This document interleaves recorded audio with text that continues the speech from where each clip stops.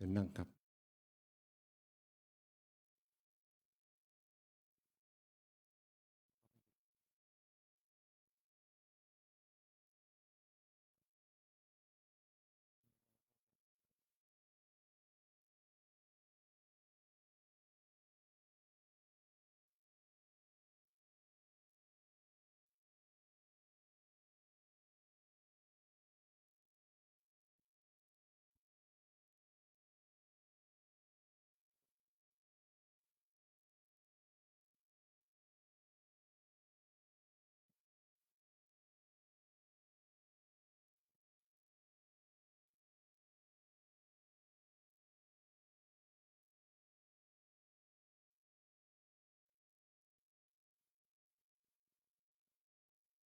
ให้สัญญาณพี่ด้วย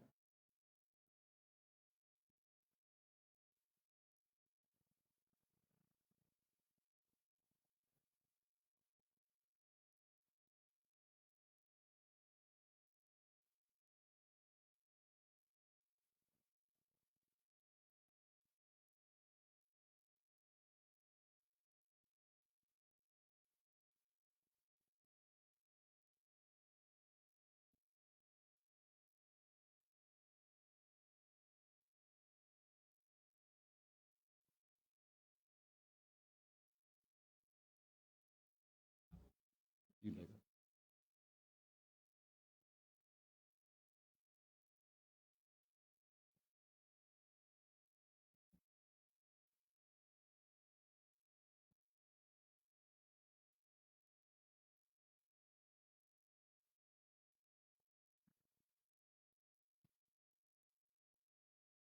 ครับเชิญทุกท่านได้ยืนขึ้นนะครับน้อมถวายการต้อนรับเจ้าพระคุณสมเด็จพระมหาธิราจารย์กรรมการมหาเทศสมาคมเจ้าคณะใหญ่หนเหนือเจ้าวาดวัดพระเชตุพนวิมลมังคลารามนะครับวันนี้ท่านเมตตาเดินทางมาอนุโมทนากฐินนะครับกับคณะเจ้าภาพทุกท่านยืนต่อเนื่องนะครับวันนี้ผ้าพระกฐินกำลังจะขึ้นมานะครับ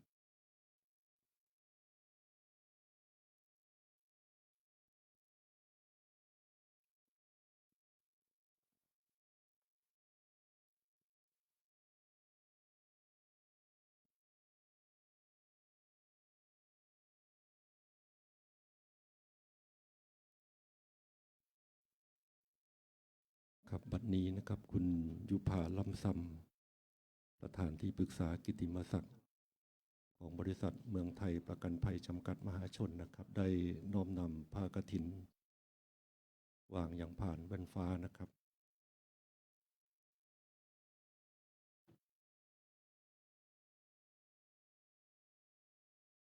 ครับจากนั้นนะครับขออนุญาตเรียนเชิญคุณนวลพันธ์ล้ำซำนะครับประธานในพิธีได้กรุณาจุดธูปเทียนบูชาพระรัตนตรัยนะครับ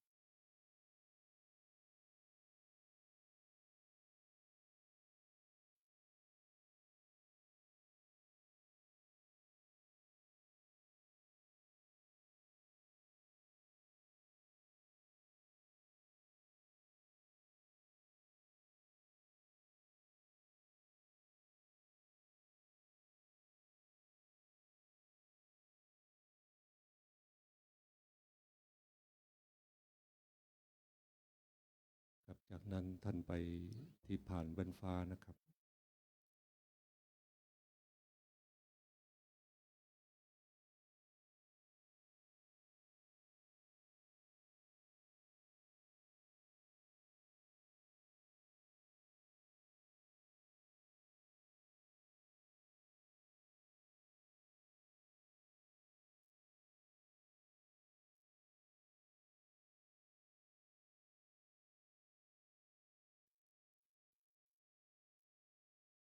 นะโมตัสสะภะคะวะโตอะระหะโตสัมมาสัมพุทธัสสะนะโมตัสสะภะคะวะโตอะระหะโตสัมมาสัมพุทธัสสะนะโมตัสสะภะคะวะโตอะระหะโตสัมมาสัมพุทธัสสะ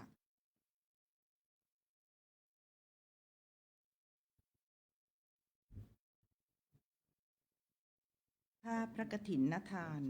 กับทั้งผ้าอานิสงส์สับบริวารทั้งปวงนี้ ของพระบาทสมเด็จพระเจ้าอยู่หัว ผู้ทรงพระคุณอันประเสริฐ กอบด้วยพระราชศรัทธา โปรดเกล้าโปรดกระหม่อม พระราชทาน ตามที่บริษัทเมืองไทยประกันภัยจำกัดมหาชน ขอพระราชทานมาทอดถวายยังที่ชุมนุมสงฆ์ซึ่งจำพรรษาการท่วนไตรมาสในอาวาสวิหารนี้ ขอพระสงฆ์จงรับผ้าพระกฐินนาทานนี้ กระทำประทินัทธารกิจ ตามพระบรมพุทธานุญาตนั้นเถิด สาธุ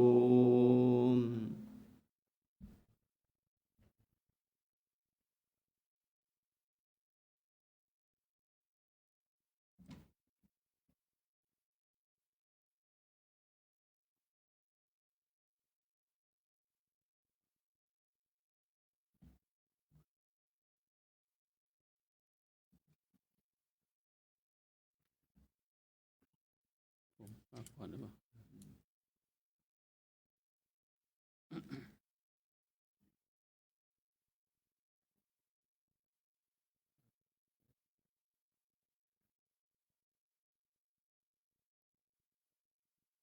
ผ้าพระกฐินนาทานกับทั้งผ้าอานิสังสบริวารทั้งปวงนี้ เป็นของพระบาทสมเด็จ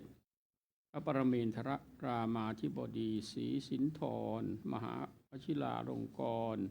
มหิศรผู้มีพลราชวรางกูลสิริกิติสมบูรณ์อดุลยเดชสยามินทราธิเบศรราชวรดมบรมนาถบพิตรพระวชิรเกล้าเจ้าอยู่หัวผู้ทรงพระคุณอันประเสริฐกอบด้วยพระราชศรัทธาโปรดเกล้าโปรดกระหม่อมพระราชทานแก่บริษัทเมืองไทยประกันภัยจำกัดโดยมีคุณนวลพันธ์ล่ำซำเป็นผู้นำหมู่นำคณะพร้อมด้วยพุทธศาสนิกชนผู้มีจิตเป็นเปี่ยมล้นไปด้วยกุศลศรัทธาน้อมนำมาถวายแก่พระภิกษุสงฆ์ผู้จำพรรษาการท่วนไตรมาสในอาวาสวิหารนี้ก็แลผ้าพระกฐินนาทานนี้เป็นของบริสุทธิ์ดุจเลื่อนลอยมาโดยนภาอากาศแล้วตกลงในถ้ำกลางสงฆ์จะได้จำเพาะเจาะจงว่าเป็นของพระภิกษุรูปใดรูปหนึ่งก็หามิได้มีพระบรมพุทธานุญาตไว้ว่าให้พระสงฆ์ทั้งปวงยอมอนุญาตให้แก่พระภิกษุรูปใดรูปหนึ่งเพื่อกระทำซึ่งกฐินทารกิจตามพระบรมพุทธานุญาตและมีคำที่พระอัตถกถาจารย์ผู้รู้พระบรมพุทธาธิบายได้สังวรรณนาไว้ว่าพระภิกษุรูปใดประกอบด้วยศีลสุตตาที่คุณมีสติปัญญาสามารถรู้ธรรม8ประการมีบุพกิจเป็นต้นพระภิกษุรูปนั้นจึงสมควรเพื่อที่จะกระทำซึ่งกฐินทารกิจให้ถูกต้องตามพระบรมพุทธานุญาตได้ก็แลบัดนี้พระสงฆ์ทั้งปวงเห็นสมควรแก่พระภิกษุรูปใดจงพร้อมกันอนุญาตให้แก่พระภิกษุรูปนั้นเถิดผ้าพระกฐินทานกับทั้งผ้าอานิสังสบริวารทั้งปวงนี้ข้าพเจ้าพิจารณาเห็นสมควรแก่พระเดชพระคุณพระธรรมเชวโมลีเจ้าวาดวัดยานนาวาพระอารามหลวงนี้เป็นผู้มีสติปัญญาสามารถเพื่อกระทำกฐินทารกิจให้ต้องตามพระบรมพุทธานุญาตได้ถ้าพระภิกษุรูปใดเห็นไม่สมควรจงทักท้วงว่ากล่าวขึ้นในที่ทำการสงฆ์ถ้าเห็นสมควรจงให้สัทธสัญญาสาธุการขึ้นให้พร้อมกันเถิด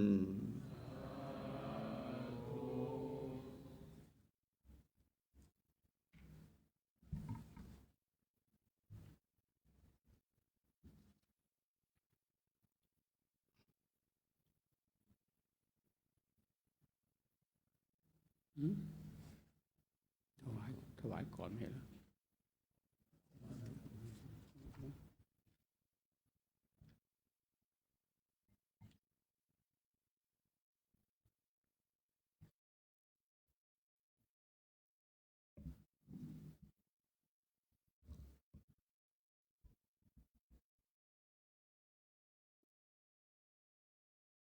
ครับบัดนี้พระเดชพระคุณพระธรรมวชิระโมลี ในร่มเมตตาเจ้าพระคุณสมเด็จพระมหาธีราจารย์ซึ่งเป็นองค์ครองกฐินนะครับได้ออกไปครองผ้า ปัจจุบันนะครับพระเดชพระคุณเจ้าอาวาสได้ดำรงตำแหน่งเป็นรองเจ้าคณะภาค 4แล้วก็เป็นที่ปรึกษาพิเศษสำนักงานกำกับดูแลพระธรรมทูตไปต่างประเทศตลอดวิถีชีวิตวิถีพรตนะครับของพระเดชพระคุณพระธรรมวชิระโมลีนั้นจะอยู่ต่างประเทศที่เป็นส่วนใหญ่ได้มาครองพระอารามวัดยานนาวาก็ในร่มเมตตาเจ้าพระคุณสมเด็จพระมหาธีราจารย์กรรมการมหาเทรสมาคมเจ้าคณะใหญ่หนเหนือเจ้าวาดวัดพระเชตุพนวิมลมังคลารามพระเดชพระคุณนั้นถือว่าเป็นพระมหาเถระที่เป็นเพชรน้ำเอกรูปหนึ่งนะครับของสังฆมณไทยสังฆมณฑลไทยได้ไปเผยแผ่พระพุทธศาสนาอย่างต่างแดนที่ประเทศสวิตเซอร์แลนด์อยู่34 ปีไปสร้างวัดวาอารามได้อย่างสวยสดงดงามนะครับนามว่าวัดศรีนครินทรวราราม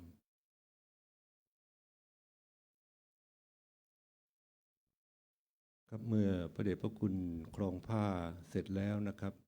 ก็จะกลับมานั่งยังอาสงนะครับจากนั้นก็จะได้เรียนเชิญ4 ท่านนะครับ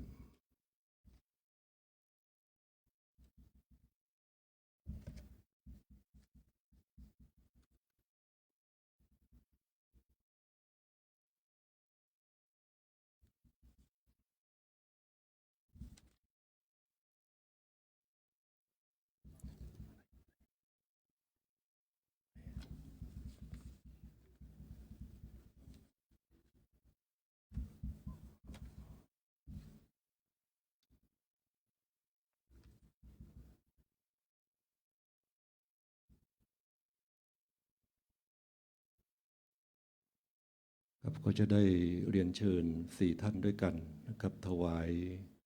เครื่องบริวารกฐินพระราชทานนะครับก็มีคุณยุพาล่ำซำ2คุณนวลพันธ์ล่ำซ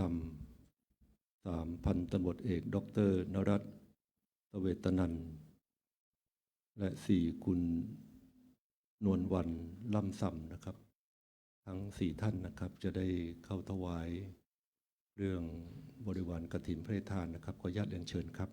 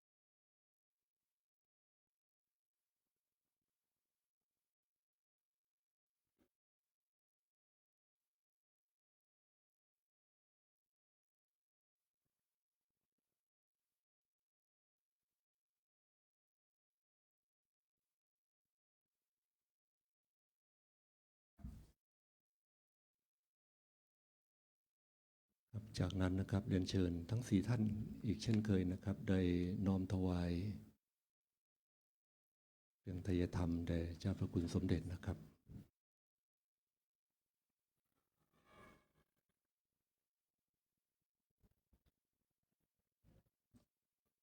ครับวันนี้เจ้าพระคุณสมเด็จพระมหาธิราจารย์ได้มาเป็นองค์ประธานร่วมอนุโมทนานะครับกฐินพระทานกับท่านเจ้าภาพบริษัทเมืองไทยประกันภัยจำกัดมหาชนโดยคุณยุพาล่ำซำคุณนวลพันธ์ล่ำซำพันตำรวจเอกดร.นรัตน์เสเวตนันท์แล้วก็คุณนวลวรรณล่ำซำนะครับในช่วงนี้ก็ได้เข้าถวายเรื่องไตรธรรมแด่เจ้าพระคุณสมเด็จจากนั้นก็น้อมถวายพระเดชพระคุณนะครับพระเถระผู้ติดตามองค์ที่นั่งด้านหลังเจ้าพระคุณนะครับที่ลูกศิษย์ลูกหารู้จักท่านคือเจ้าคุณสมบัติพระราชปัญญาวชิรากรองค์นี้นี่ได้มาสนองงานนะครับในร่มเมตตาเจ้าพระคุณสมเด็จอยู่ที่วัดยานนาวาอยู่เป็นประจำในช่วงที่กำลังบูรณะปฏิสังขรณ์ท่านเป็นคณะกรรมการติดตามนะครับได้มาให้คำแนะนำกับคณะสงฆ์คณะกรรมการบริษัทผู้บูรณะปฏิสังขรณ์พระอุโบสถนะครับ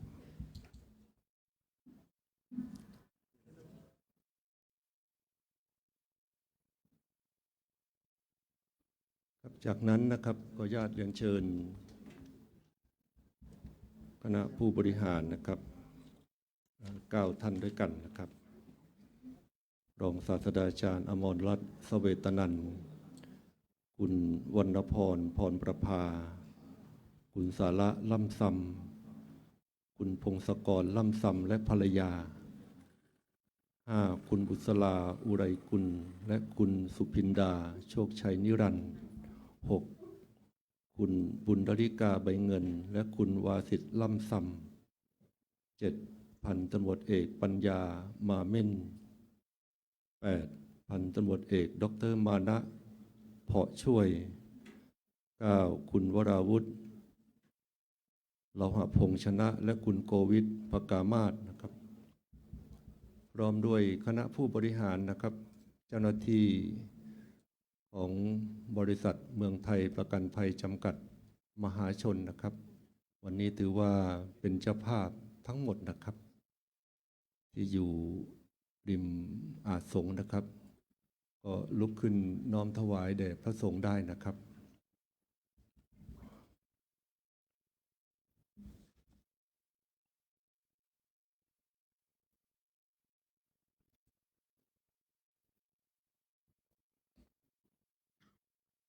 ครับในปีนี้นะครับวัดยานนาวามีพระภิกษุจำพรรษาอยู่94รูปแล้วก็สามเณร89รูปนะครับครับเรียนเชิญเจ้าหน้าที่ที่อยู่ด้านข้างนะครับได้เข้าน้อมถวายนะครับ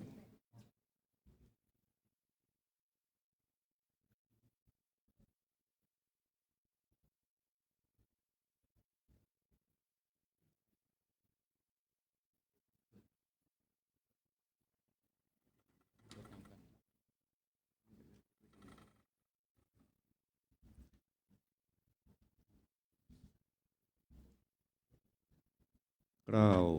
ขอนอบน้อมด้วยเสียงกล่าวนมัสการ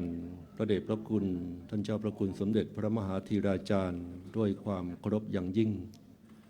กราบนมัสการพระเดชพระคุณพระธรรมวชิรโมลีที่เคารพอย่างสูงและผู้มีจิตศรัทธาทุกท่านครับในการที่พระบาทสมเด็จพระเจ้าอยู่หัวทรงพระกรุณาโปรดเกล้าโปรดกระหม่อมพระราชทานผ้าพระกฐินตามที่บริษัทเมืองไทยประกันภัยจำกัดมหาชนขอพระราชทานมาทอดถวายยังที่ชุมนุมสงฆ์ณพระอารามนี้ พื่อเป็นการทำนุบำรุงพระพุทธศาสนาจึงขอประวรณาถวายจตุปัจจัยถวายพระราชกุศลถวายบำรุงและบูรณะพระอารามจำนวน1,746,391 บาท1,746,391 บาทจึงประกาศเพื่อพระสงฆ์ทั้งปวงอุบาสกอุบาสิกาและผู้มีจิตศรัทธาทุกท่านได้โปรดทราบและอนุโมทนาโดยทั่วกัน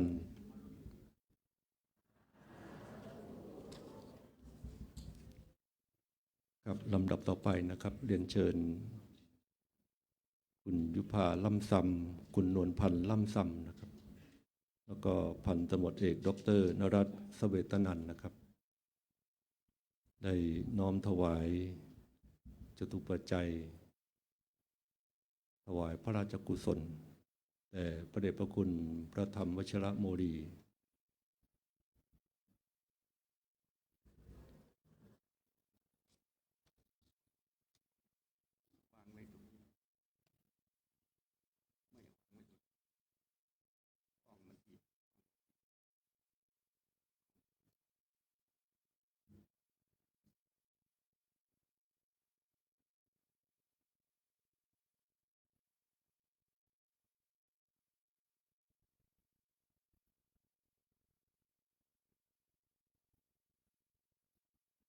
ครับในการนี้นะครับมี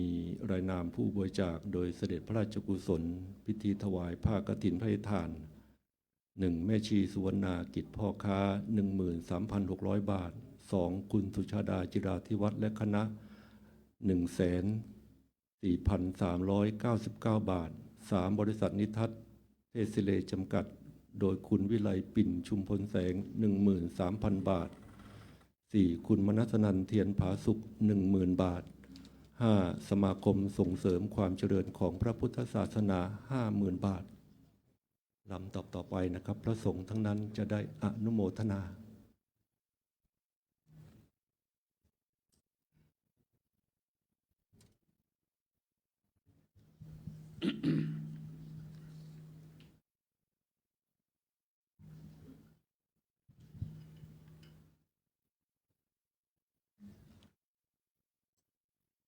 ยะถาวาริวะหาปูราปาริปุเรนติสาคารังเอวะเมวะอิโตทินังเอตานังอุปกปปติอิชิตังปฏิตังตุมังคิปะเมวะสมิจฉตุสัพเพปูเรนตุสังกปาจันโทปนระโสยะถามณิโชติระโสยถานสัพพิติ ติ โย โยวิวัจจันตุสัพพะโรโควินาศตุมาเตภวัตวันตรายโยสุขิติขายุโกภวสัพพิติโยฉันตุสัพพะโรโควินาศตุมาเตภวัตวันตรายโยสุขิติขายุโกภวสัพพิติโยวาจานตุ ตุสัพพะโรโควินาศตุมาเตภวัตวันตรายโยสุขิติ ติขายุโกภวะอภิวาทนาสิริสนิจจังวุฒาปัจจายจัตตารโอธรรมวัฏันติอายุวันโนสุขังภะลังเตอัตถลัทธา สุกิตาวิรุณหาโพตัธิสสะ สันเนอโรยกาสุกิตาโหยัสสะสัพเพหิยาติปิเต อาจาราต ตาสุขิตาวิรุณหาโพตัสสะสันเนอโรยกาสุขิตาโห ตัสสะ อาสัพเพ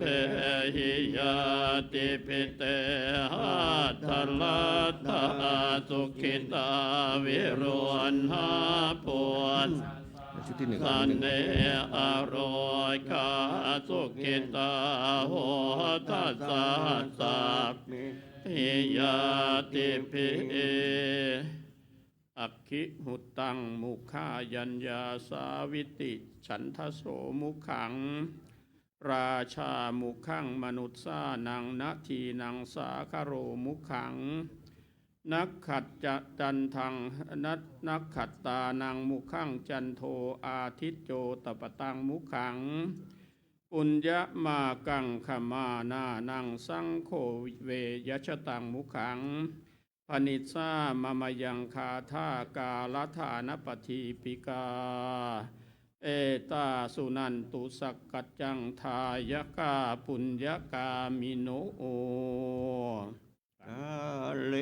ทัทอันติสปัญญาวัฏอัญโยเวตมัจจลายกาเลนะทินนัง อริเย สุชุภูเตสุตาทิสุเวปัสสันนมนาตัสสวิปุลาโหนติทากินาเย ตัส ตาอนุโมทันติมายยาวัจจังกรณติวานเตนะทากินา โอนาเอ ปิปุญญาสภาคิโนตัสมาทเทอาปฏิวานจิตโตยัตถทินนางมหาปลังปุญญานิปรโลยกาสมิงปฏิตาโหนติปานินันติ อติเรกะวัตสสตังชีวตุอติเรกะวัตสสตังชีวตุอติเรกะวัตสสตังชีวตุทีขายุโกโหตุอโรโกโหตุสุขิโตโหตุปรเมนทมหาราชา สิทธิกิจจังสิทธิกัมมังสิทธิลาโภชโยนิจังปรเมนทมหาราชวรัสสะภวตุสัพพทาขอถวายพระพร ภาวะตุ สัพพมังคลังราคันตุสัพพเทวตาสัพพพุทธานุภาเวนัสสตาโสติภวันตุเตภวตุสัพพมัง พลังลาการตุสัพพเทว วัตตาสัพพธรรมานุภาเวนัสสตาโสติภวันตุเตภวตุสัพพลังราคันตุสัพพเทวตาสัพพสังฆานุภาเวนัสสตาโสติภวันตุเต ครับการถวายผ้าพระกฐินพระราชทานนะครับได้สำเร็จครบถ้วนบริบูรณ์นะครับลำต่อไปนะครับเรียนเชิญคุณนวลพันธ์ล่ำซำได้กราบลาพระรัตนตรัย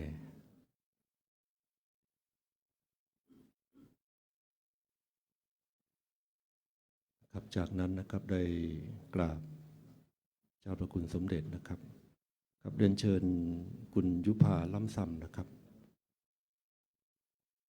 กราบเจ้าพระคุณสมเด็จนะครับแล้วก็รับของที่ระลึกนะครับเป็นชุดที่1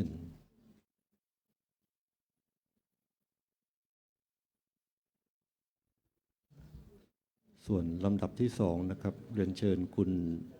นวลพันธ์ล่ำซำแล้วก็ท่านพันตำรวจเอกดร.นรัตน์เสเวตนันท์นะครับ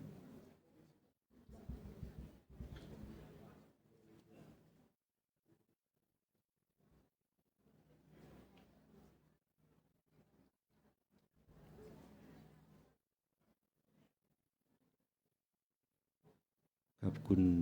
ยุพาล่ำซำนะครับรับ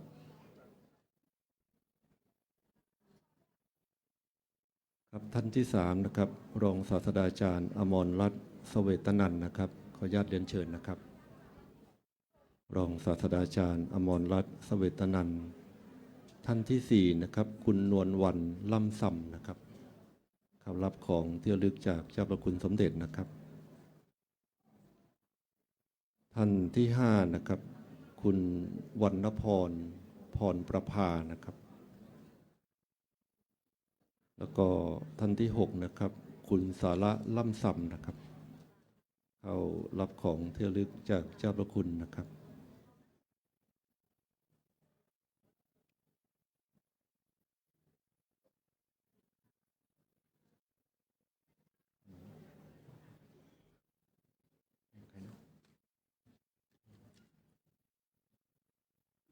เรียนเชิญใคร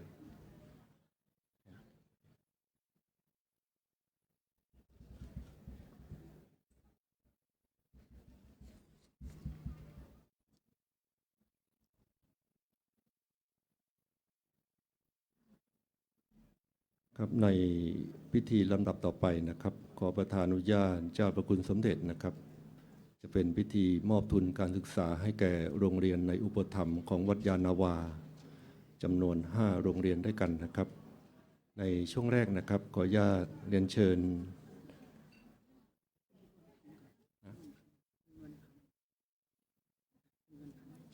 ครับขออนุญาตเรียนเชิญคุณนวลพันธ์ล่ำซำคุณบุญธริกาใบเงินและคุณวาสิทธิ์ล่ำซำ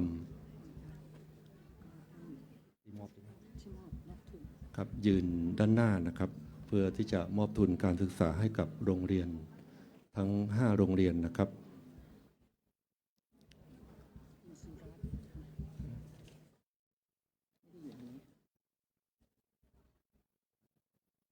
ครับเรียนเชิญ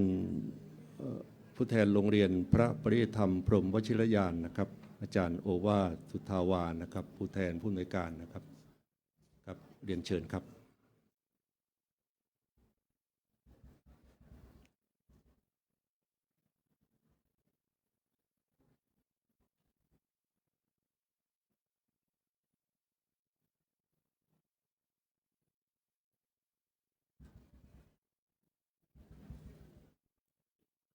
ครับลำดับต่อไปนะครับโรงเรียนวัดยานนาวานะครับเรียนเชิญผู้อำนวยการนะครับท่านนายหัสดินทรงงามนะครับ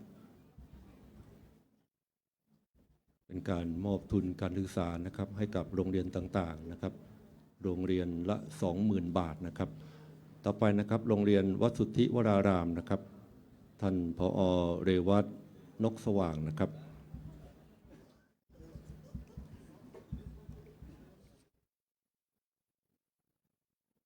ต่อไปลำดับที่4นะครับโรงเรียนสตรีศรีสุริโยไทยนะครับ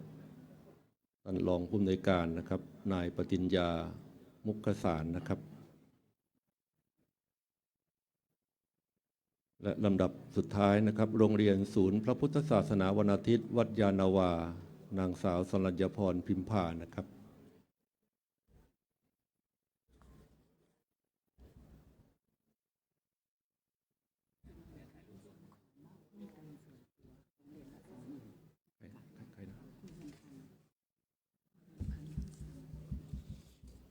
เรียกมาอยู่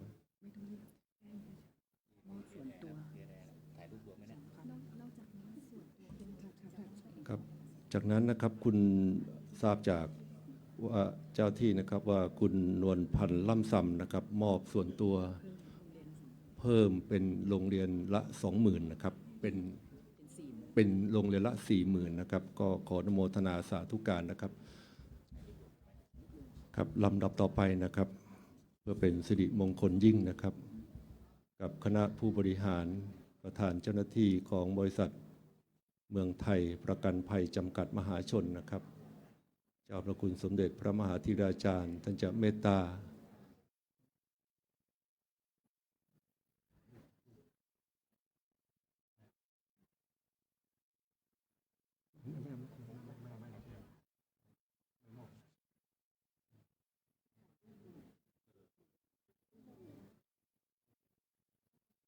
ครับเรียนเชิญครับเรียนเชิญคุณนวลพันธ์ล่ำซำนะครับคุณยุพาล่ำซำท่านพันตำรวจเอกนรัตน์เสเวตนันท์นะครับได้ถ่ายรูปหมู่ด้านหน้านะครับขออนุญาตเรียนเชิญครับ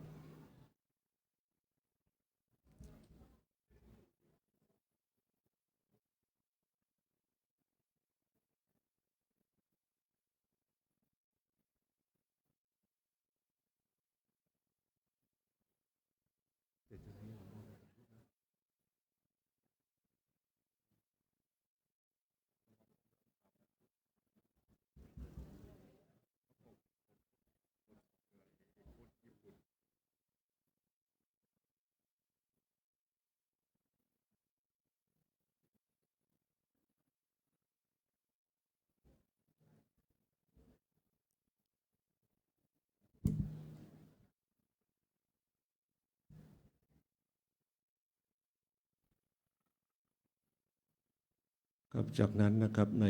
ร่มเมตตาเจ้าพระคุณนะครับจะได้เมตตาบันทึกภาพ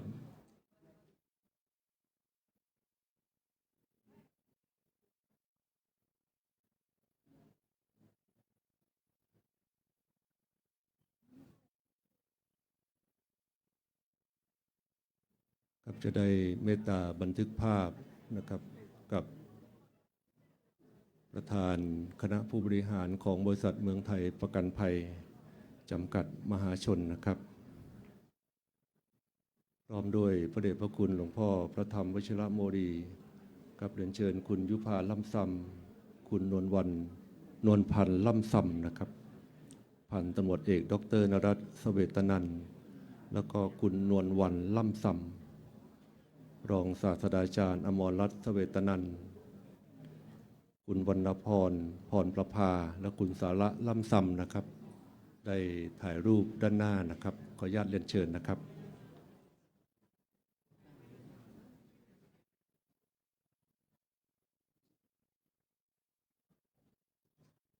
เสร็จจากนี้นะครับคณะของคุณนนพันธ์ล่ำซำแล้วก็คุณยุพาล่ำซำพันตำรวจเอกนรัตน์เสเวตนันท์นะครับพร้อมคณะจะได้ไปตรวจเยี่ยมไปเยี่ยมชมพระอุโบสถของวัดยานนาวาบัดนี้พระอุโบสถนะครับก็ใกล้จะเสร็จ99%ก็ว่าได้หลังจากที่กระดุมเม็ดแรกนะครับที่คุณนวลพันธ์ล่ำซำได้ติดกระดุมเม็ดแรกไว้นั่นคือการรวมสมทบทุนเป็นปฐมฤกษ์ในการตั้งกองทุนบูรณะปฏิสังขรณ์พระอุโบสถได้ถวายปัจจัยเพื่อบำรุงบูรณะพระอุโบสถไว้1 ล้านบาทในขณะนั้นนะครับบัดนี้การดำเนินการบูรณะก็เป็นไปด้วยความเรียบร้อยหลังจากเสร็จพิธีตรงนี้นะครับก่อนจะกลับก็จะไปเยี่ยมชมพระอุโบสถครับสำหรับพิธีการถวายผ้ากฐินพระราชทานโดยบริษัทเมืองไทยประกันภัยจำกัดมหาชนทอดถวายณวัดยานาวาพระอารามหลวงประจำปี 2568 ซึ่งนำโดยคุณโพธิพงษ์